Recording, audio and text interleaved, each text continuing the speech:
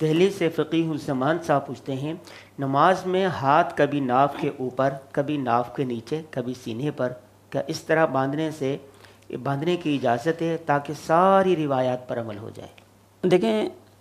محققین محدثین نے اس کی صراحت کی ہے کہ ہاتھ باندھنے کے سلسلے میں کوئی ایسی روایت نہیں ہے کہ جس کی بنا پر ہم ایک حیت کو کہیں کہ یہ حیت مسنون ہے اور دوسری خلاف سنت ہے، خواہ وہ ناف کے نیچے ہاتھ باندھنے والی کیفیت ہو یا ناف کے اوپر باندھنے کی۔ یہی وجہ ہے کہ امام ترمذی رحمہ اللہ نے ترمذی شریف میں یہی کہا کہ صحابہ کرام، تابعین اور اس کے بعد کے جو لوگ ہیں وہ دائیں ہاتھ کو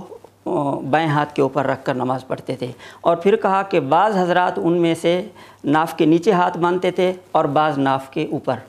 اور آگے امام ترمذی رحمہ اللہ تبصرہ کرتے ہوئے فرماتے ہیں وَكُلُّ ذَلِكَ وَاسِعٌ عِندَهُمْ، ان کے نزدیک ان دونوں چیزوں کی گنجائش ہے۔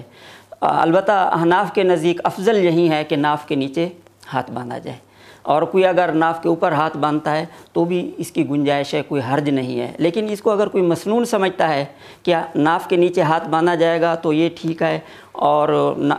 اس کے علاوہ اگر کیا جائے گا وہ خلاف سنت ہے، جائز نہیں، یا یہی صورتحال ناف کے اوپر ہاتھ باندھنے کی صورت میں ہو تو یہ بات ٹھیک نہیں۔ جہاں تک سینے پہ ہاتھ باندھنے والی روایات ہیں تو بعض کتابوں میں ہیں، صحیح ابن خزیمہ میں یا بعض کتابوں میں سینے پہ ہاتھ باندھنے کی روایت ہے، لیکن علامہ انور شاہ کشمیری رحمہ اللہ فرماتے ہیں یہ حدیث معلول ہے، اس لیے کہ امام ترمذی رحمہ اللہ جیسا محدث وہ صحابہ کرام اور تابعین ان دونوں کے صرف دو عمل نقل کر رہے ہیں کہ بعض ناف کے نیچے ہاتھ باندھتے تھے، بعض ناف کے اوپر ہاتھ باندھتے تھے۔ سینے کے اوپر ہاتھ باندھنے کا انہوں نے تذکرہ نہیں کیا۔ اس سے معلوم ہوتا ہے کہ صحابہ کرام اور تابعین میں یہ چیز ان کے عمل میں نہیں تھی، تو اس سے اس حدیث کے اندر ایک علت پیدا ہو جاتی ہے۔ تو اگر کوئی آدمی ناف کے نیچے باندھتا ہے تو بھی ٹھیک ہے، ناف کے اوپر باندھتا ہے تو بھی ٹھیک ہے، لیکن ان کا جو سوال ہے کہ یہ تینوں صورتوں پر عمل کرنے کے لیے وہ ایسا کرتا رہے، یہ ٹھیک نہیں ہے۔ اگر وہ حنفی ہیں تو ان کو ناف کے نیچے ہاتھ باندھنا چاہیے، یہی افضل ہے، اور اگر شافعی مسلک سے کسی کا تعلق ہے تو جو امام شافعی کا موقف ہے ناف کے اوپر ہاتھ باندھیں۔